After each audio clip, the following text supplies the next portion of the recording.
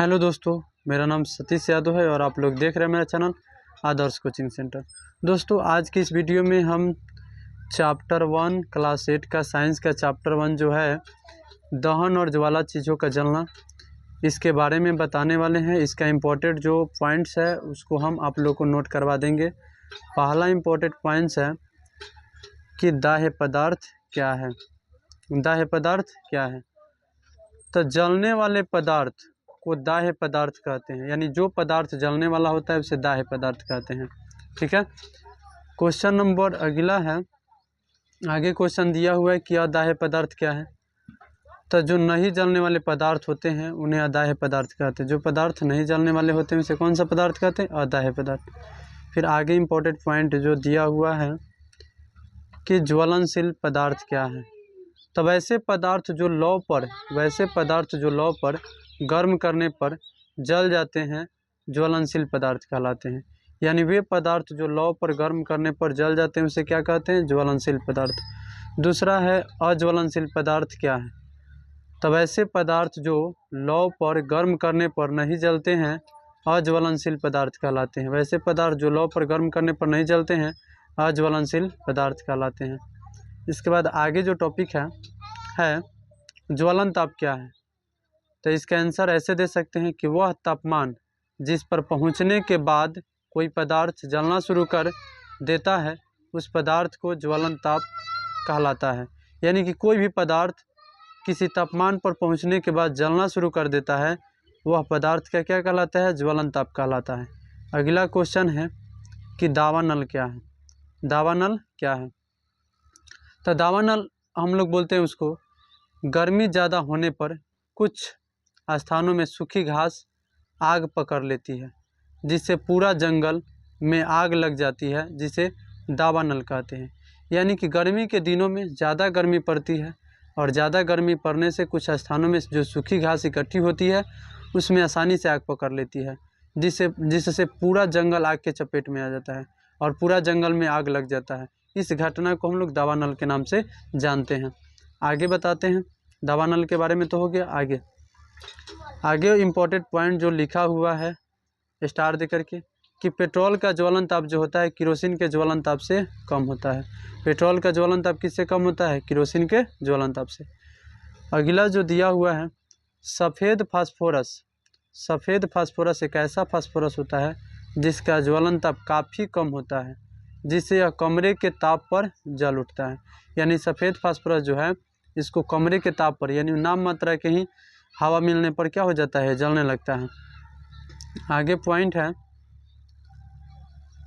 सफ़ेद फास्फोरस को हम लोग सुरक्षित पानी के अंदर रखते हैं, क्योंकि ये पानी से बाहर जैसे निकलता है हवा के संपर्क में आने पर ही आग पकड़ लेता है। इसीलिए सफ़ेद फास्फोरस को हम लोग पानी के अंदर डुबा करके रखते हैं। अगला पॉइंट है इम्पोर्टेंट पॉइंट जो यहाँ पे दिया हुआ है कि दहन क्या है। तो ऑक्सीजन की उपस्थिति में ज्वलनशील पदार्थों को जलने पर ऊष्मा और प्रकाश उत्पन्न होने की प्रक्रिया को दहन कहते हैं। ऑक्सीजन की उपस्थिति में ज्वलनशील पदार्थों को जलने पर ऊष्मा और प्रकाश उत्पन्न होने की प्रक्रिया को क्या कहते हैं? दहन। आगे यहाँ पे है इम्पोर्टेंट पदार्थ। बोला गया है कि किसी भी पदार्थ को जलने के लिए 3 चीज़ों का होना आवश्यक है। वो 3 चीज़ कौन कौन होगा? तो पहला ज्वलन ताप, ज्वलनशील पदार्थ का होना, यानी जो पदार्थ को जला रहे हैं वो पदार्थ जलने वाला होना चाहिए।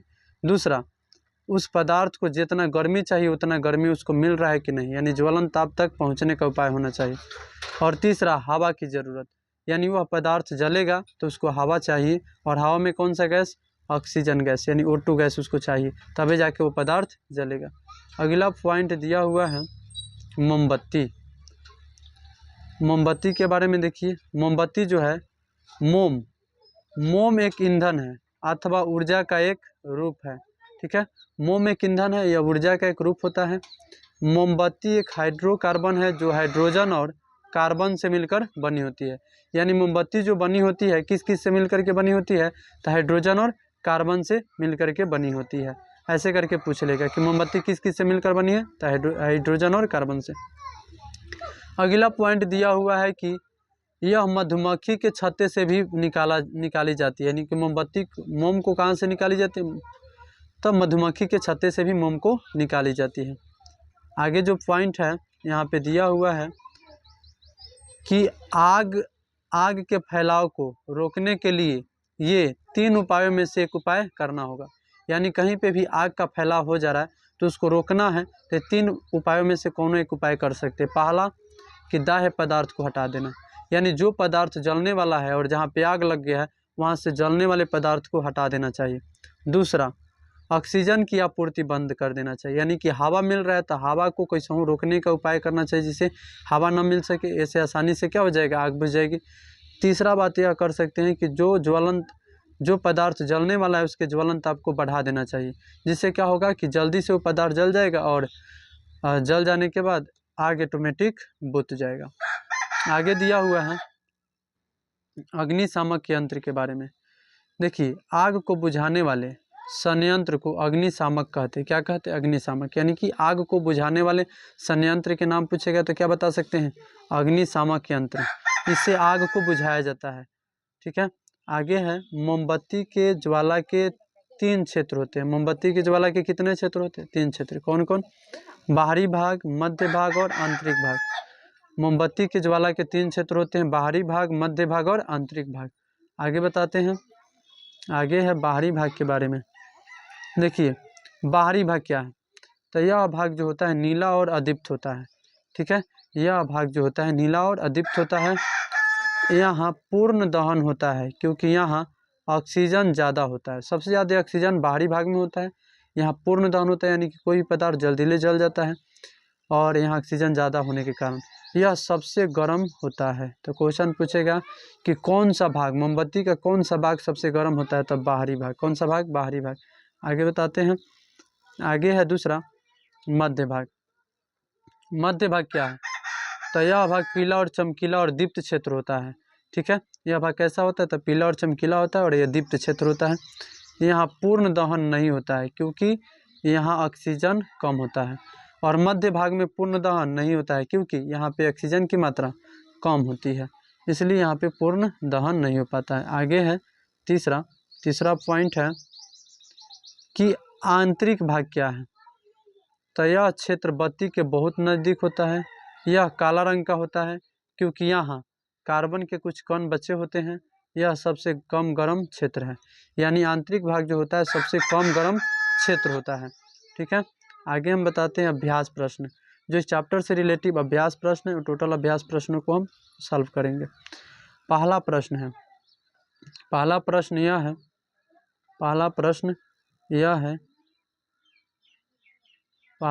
यहाँ पे दिया हुआ है कि आग लगने पर उसे कई बार पानी डालकर बुझाते हैं। पानी डालने से आग कैसे बुझ जाती है? तो देखिए यहाँ पे आंसर इसका दिया हुआ है क्योंकि पानी डालने से वस्तु ठंड हो जाती है और जिससे उसका ज्वलन ताप काफ़ी बढ़ जाता है और पानी द्वारा उत्पन्न ठंड की वजह से आग क्या हो जाती है? बुझ जाती है। तो कैसे? तो जब भी किसी वस्तु में आग लग जाता है तो वहाँ पे पानी डालने से वस्तु ठंडी हो जाती है जिससे उसका ज्वलन ताप काफ़ी बढ़ जाता है और पानी द्वारा उत्पन्न ठंड की वजह से आग बुझ जाती है। अगला क्वेश्चन नंबर 2 है अभ्यास प्रश्न का। क्वेश्चन नंबर 2, मोमबत्ती की ज्वाला जब स्थिर हो तो कांच के प्लेट ले जाने पर काला वलय क्यों बनता है? तो यहाँ पे आंसर दिया गया है कि मोमबत्ती के दहन से कार्बन के कुछ कण बिना जले हुए बच जाते हैं जिससे गैस उत्पन्न होता है तथा शेष बचे कार्बन की वजह से कांच की प्लेट पर काला वलय बन जाता है। यानी किस गैस के कारण मोमबत्ती की ज्वाला जब स्थिर हो तो कांच के प्लेट ले जाने पर काला वलय बनता है? तो मोमबत्ती के दहन से कार्बन के कुछ कण बच जाते हैं, बिना जले हुए बच जाते हैं जिससे गैस उत्पन्न होता है और वहाँ पे ले जाने से ही कार्बन की वजह से कांच की प्लेट काला हो जाता है। आगे बताते हैं क्वेश्चन नंबर 3 बोल रहा है कि अगर किसी दुर्घटना में कोई व्यक्ति आग की चपेट में आ जाए तो उसे बचाने के लिए कंबल में लपेट दिया जाता है। ऐसा क्यों? हाँ, ये भी बात है। ऐसा क्यों किया जाता है भाई? कोई व्यक्ति आग के दुर्घटना में आ जाता है, कोई भी फिल्म में आप देखते हैं कि कोई व्यक्ति आग के चपेट में आ जाता है तो उसे बचाने के लिए कंबल में लपेट दिया जाता है। तो इसका आंसर इस प्रकार हम दे सकते हैं, इसका आंसर हम इस प्रकार दे सकते हैं। यहाँ पे देखिए, यहाँ पे आंसर दिया हुआ है, क्योंकि कंबल जो होता है वायु का कुचालक होता है, यानी कि हवा को आने नहीं देता है, ठीक है, जिससे कंबल के अंदर मौजूद आग के संपर्क वायु से नहीं हो पाता है और वायु की अनुपस्थिति के वजह से आग बुझ जाती है। यानी कि हवा जब तक ले आग को आग को नहीं मिलेगा तब तक ले वो नहीं जलता है। ये मोमबत्ती की हम लोग कहानी से समझ चुके हैं कि जब कांच के प्लेट किसी मोमबत्ती को जला करके या जैसे गिलास से ढकते हैं तो बुझ जाता है, यानी कि किसी चीज़ को जलने के लिए हवा भी चाहिए, तो हवा नहीं आने देता है जिसकी वजह से वो व्यक्ति बच जाता है, आग बुझ जाती है। इसीलिए किसी व्यक्ति को आग की दुर्घटना से बचाने के लिए कंबल में लपेट दिया जाता है। अगला क्वेश्चन है क्वेश्चन नंबर 4। क्वेश्चन नंबर 4 बोल रहा है कि कभी कभी जंगलों में अपने आप आग लग जाती है, ऐसा कैसे होता होगा? तो देखिए, जंगलों में आग लगने की निम्नलिखित में से कोई वजह हो सकती है। कौन कौन? तो पहला वजह ये हो सकती है कि हवा की वजह से पौधे के बीच रगड़ से उत्पन्न ऊष्मा की वजह से हो सकती है। दूसरा, अधिक गर्मी की वजह से हो सकती है। और तीसरा, आकाशीय बिजली के गिरने की वजह से हो सकती है। तो कभी कभी जंगलों में 3 वजहों से आग लग जाती है। आगे बताते हैं। आगे 5 नंबर क्वेश्चन है। क्वेश्चन नंबर 5 बोल रहा है कि गोलू ने आधा पेट्रोल और आधा पानी लेकर एक मिश्रण बनाया। उसने एक कपड़े को इस मिश्रण में भिगो दिया। इसके बाद एक माचिस की तीली से इसे जलाया। आग लगी पर कपड़ा नहीं जला, ऐसा कैसे हुआ होगा? देखिए, गोलू क्या करता है कि आधा पेट्रोल लेता है और आधा पानी लेता है और उसका मिश्रण बनाता है।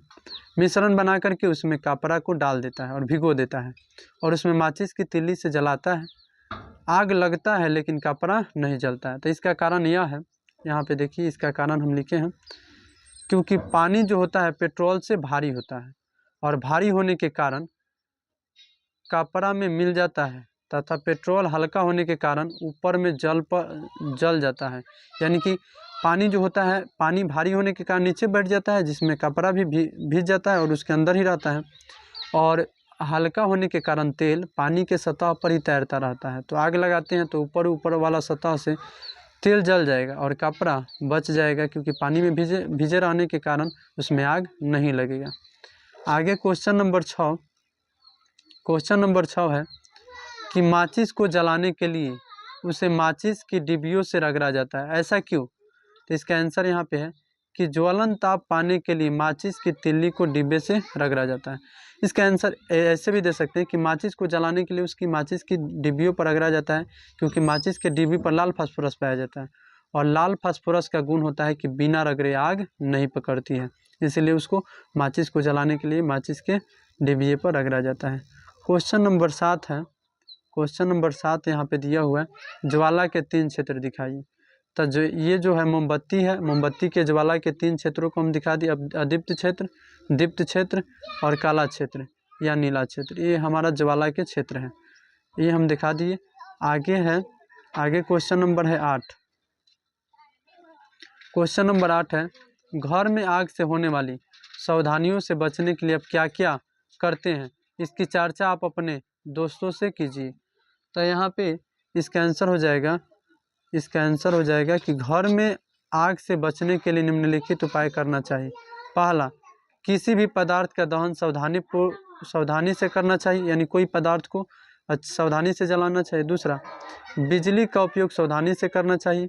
तीसरा, घर या स्कूल या दफ्तर में अग्निशामक यंत्र रखना चाहिए, अग्निशामक यंत्र रखना चाहिए। और चौथा कारण यह हो सकता है कि आग लगे व्यक्ति को कंबल में लपेट देना चाहिए।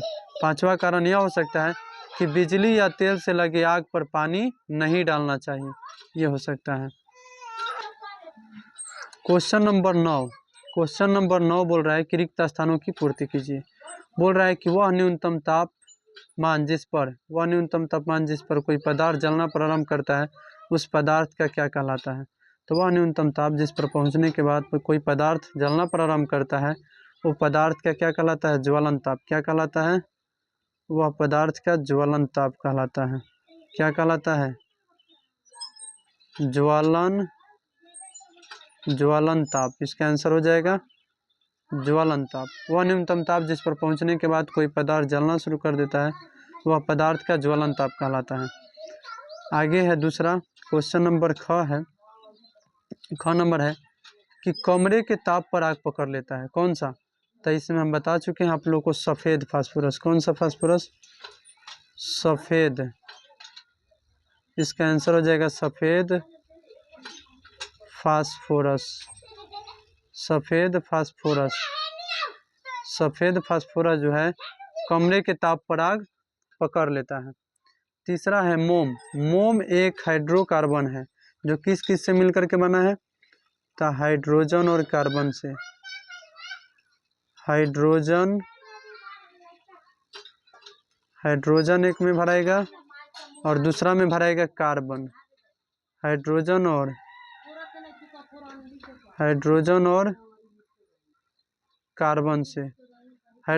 कार्बन से मिलकर के बना हुआ है। तो ये हमारा 3 को हो गया। आगे देखते हैं रिक्त स्थान। आगे है घ नंबर बोल रहा है ईंधन के जलने पर क्या निकलता है? तो ईंधन को जलने पर ऊष्मा और ऊर्जा निकलता है। ऊष्मा निकलेगा और ऊर्जा निकलेगा। ऊष्मा और ऊर्जा।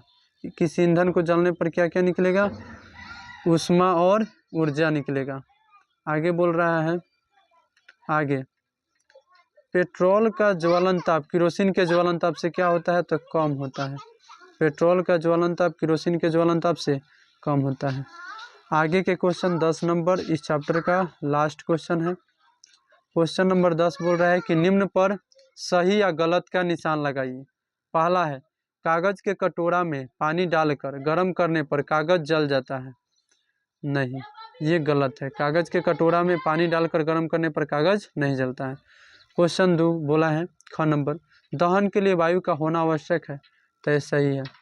क्वेश्चन नंबर 3 लाल फास्फोरस कमरे के ताप पर आग पकड़ लेता है। तो ये भी गलत है क्योंकि लाल फास्फोरस कमरे के ताप पर आग नहीं पकड़ता है, सफ़ेद फास्फोरस पकड़ता है। क्वेश्चन घ बोल रहा है कि चूने का पानी में कार्बन डाइऑक्साइड गैस प्रवाहित करने पर चूने का पानी दूधिया हो जाता है।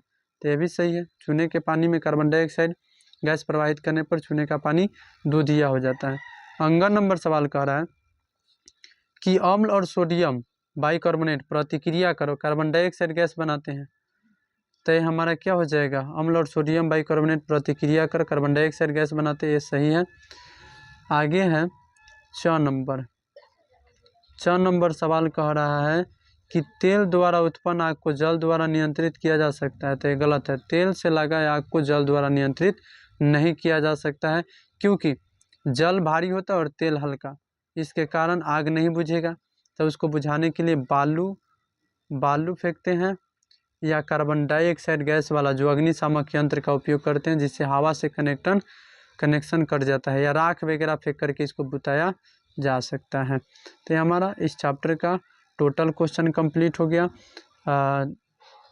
हमारे अगर वीडियो को आप लोग देख लिए, देखने के लिए थैंक्स। और इस चैनल पे आप नए हैं तो इस चैनल को सब्सक्राइब करिए जिससे हमारा मनोबल बढ़ेगा। प्लस इस वीडियो को लाइक करिए, इस वीडियो को लाइक करने से भी हमारा मनोबल बढ़ेगा। और अपने दोस्तों के पास इस वीडियो को शेयर भी करिए। Thank you so much. आज के लिए इतना ही। फिर मिलते हैं आगे नेक्स्ट चैप्टर में, और नेक्स्ट चैप्टर फिर भी आएगा, ठीक है। तो आप लोग इस चैनल पे बने रहिए, आप लोगों के लिए नेक्स्ट चैप्टर